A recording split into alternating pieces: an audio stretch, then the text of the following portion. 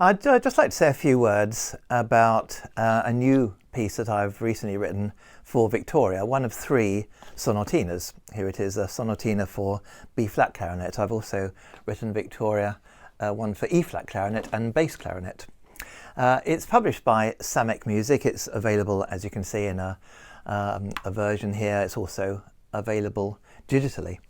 And I was delighted really when Victoria asked me if I'd like to write some new works for her, really to celebrate the anniversary of clarinet and saxophone classics. So just a few words about this piece.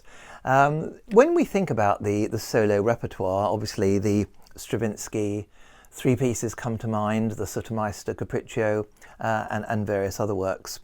I've also written a little sonata da camera, which has been out a while. It's been on various exam syllabuses for a while, and that explores the instrument in all sorts of interesting ways.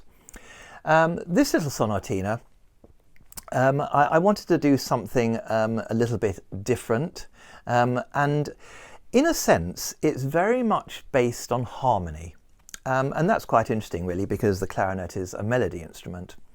But I want you to hear it harmonically, in a sense. The beginning of the first movement, it starts with these four notes and continues.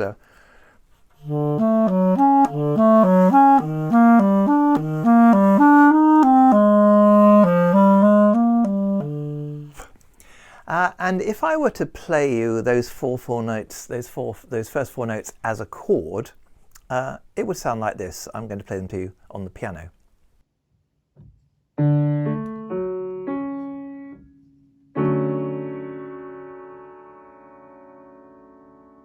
That is a secondary seventh chord. I love that sound, the sound of the secondary seventh chord.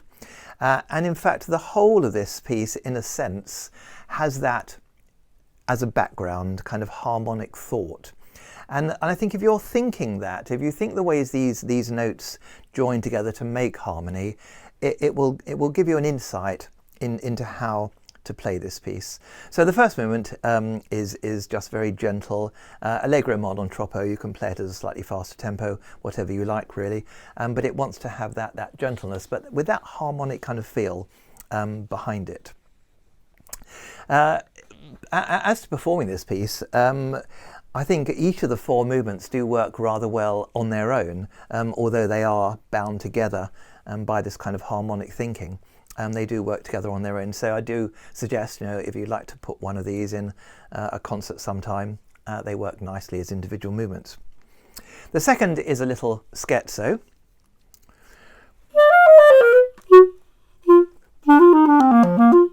And in 6/8, and it's rather fun. And again, I want you to think harmonically as you play it. Lots of dynamic changes in this, lots of notes not quite where you might expect them to be on second beats of the bar and that kind of thing within phrases.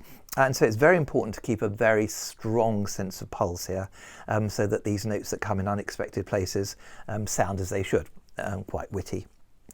The third movement is a thoughtful andantino, very expressive. And again, it's full of these seventh chords. Here's the third line. And it starts off with that same secondary seventh. But then it's got the ninth as well. And it goes on next couple of bars later. And it's full of these harmonies, which again, I want you to feel them and to bring them out, make them very expressive. There's a lot of opportunity for tenuto in this piece. When you start these little harmonic melodic shapes.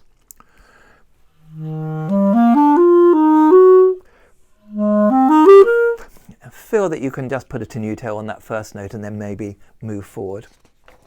And the last movement is an energetic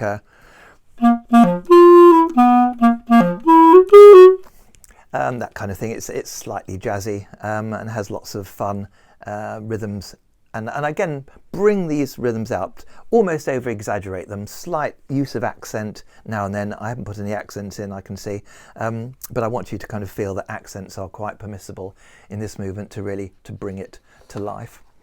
So there it is, a few thoughts about this new sonatina, which I know Victoria is recording, and I hope you'll enjoy it. There's the E flat and the B flat also, which I shall talk about on another occasion.